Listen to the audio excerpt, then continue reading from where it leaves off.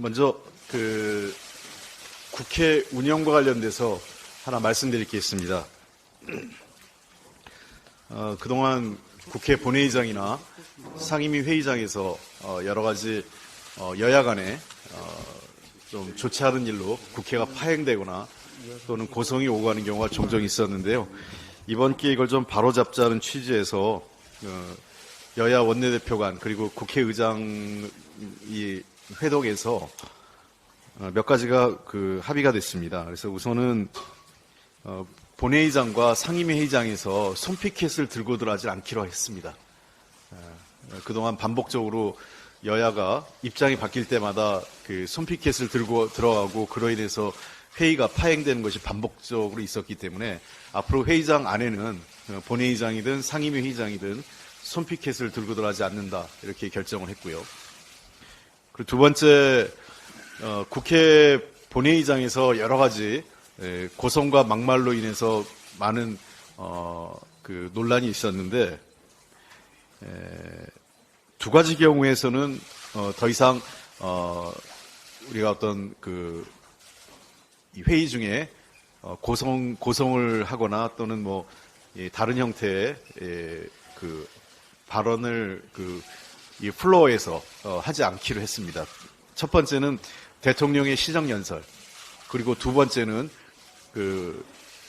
여야 교섭단체 대표연설 시에는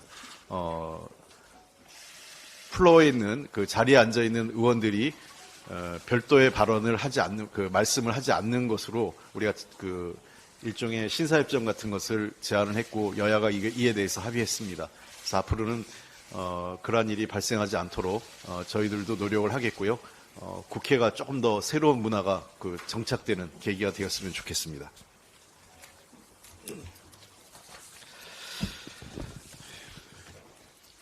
네, 윤석열 정부의 재정 운영이 매우 비상식적입니다. 정부는 한국은행 일시 차입금을 상습적으로 악용해 부족한 세수를 메우고 있습니다. 정부가 9월까지 한국은행에서 끌어다 쓴 돈은 113조 6천억 원입니다. 3분기가 지난 시점인데 정부의 일시 차입금은 지난 9년 평균보다 3.3배나 늘어났습니다. 이자 비용만 1,500억 원으로 무려 9.1배나 증가했습니다.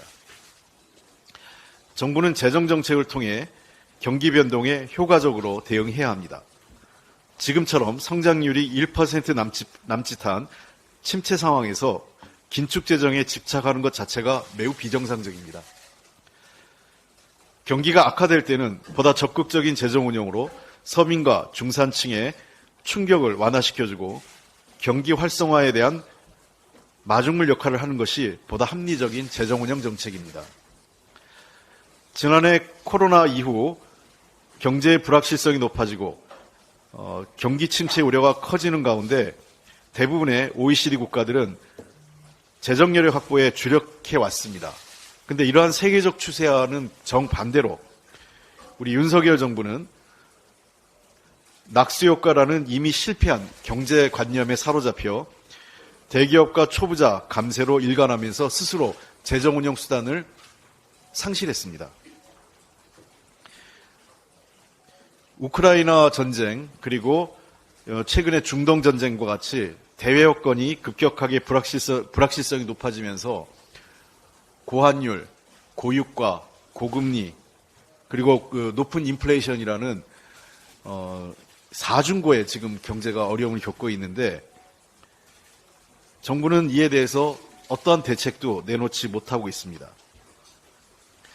정부는 한국은행 일시 차입금에만 의존하고 안정적 세수 확보나 적극적인 재정 운영 정책은 내놓지 못하고 있습니다.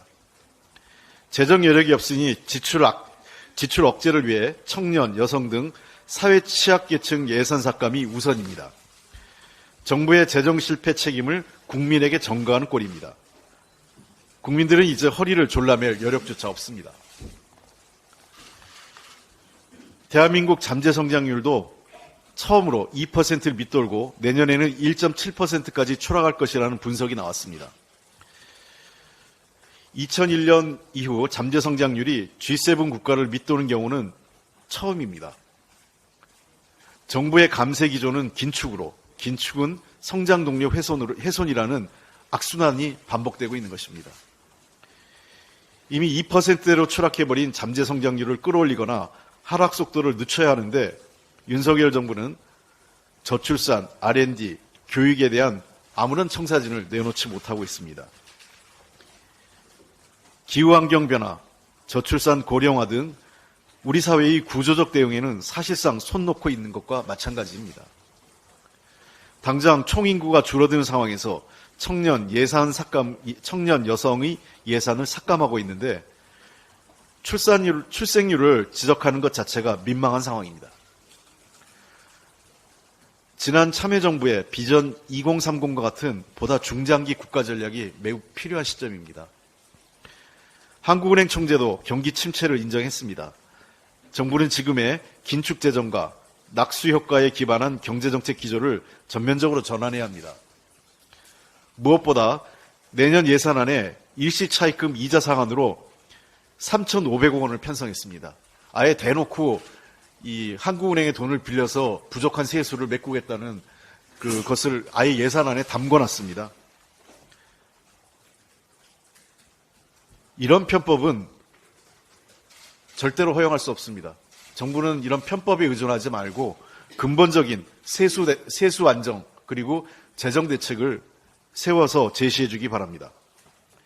민주당은 국민의 고통을 담보로 한 정부의 이자 상환 예산 3천억 이상 감액하고 한국은행의 일시차입금 제도 취지에 맞게 쓰이도록 국고금 관리법 개정 등 관련 제도를 보완하겠습니다. 반성 없는 정권의 전방위적 방송 장악 시도에 강력하게 유감을 표합니다. YTN은 공기업이 30.95%의 지분을 갖고 있으면서 경영과 보도에는 개입하지 않는 구조에서 24시간 보도 전문 채널로 자리매김한 준공영 방송입니다. 무엇보다 YTN 매각 과정에 대통령실과 정부가 유무형의 압력을 행사하고 했다는 의혹이 제기되고 있습니다. 산업부가 YTN이 계속 영업이익을 낼 거란 보장이 없는데 관련 주식을 계속 보유하는 것은 불합리하다는 의견을 내자 한전 KDN과 마사회는 매각을 결정합니다. 이미 헐값 매각 등 배임으로 논란이 확대되고 있습니다. YTN의 매각 전 과정이 온통 의혹투성입니다. 또한 최대 주주로 발표된 유진그룹도 충격적입니다. 유진그룹 회장은 지난 2014년 특수부 검사에게 내사 무마를 대가로 뇌물을 공유한 혐의로 대법원에서 유죄 판결을 받았습니다. 이로 인해 10년간 운영해온 나눔로또 복권 사업의 수탁 사업자 선정에도 탈락했습니다. 국민이 지킨 YTN의 공공성을 해체해서 부도덕한 자본으로 방송을 사유하겠다는 이번 이동관 방통위의 결정은 매우 잘못된 것입니다. 민주당은 YTN 매각을 둘러싼 전 과정을 철저히 검증해 나가겠습니다. 방송의 독립성과 공정성을 지키기 위해 국회 차원의 국정조사 적극적으로 검토해 나가겠습니다. 방송법의 조속한 처리 등 정권의 방송 사유화 시도를 국민과 함께 막아내는 데 최선을 다하겠습니다. 국민 여러분도 무도한 정권의 방송 사유화를 막는 데 함께 해 주시기 바랍니다. 이상입니다.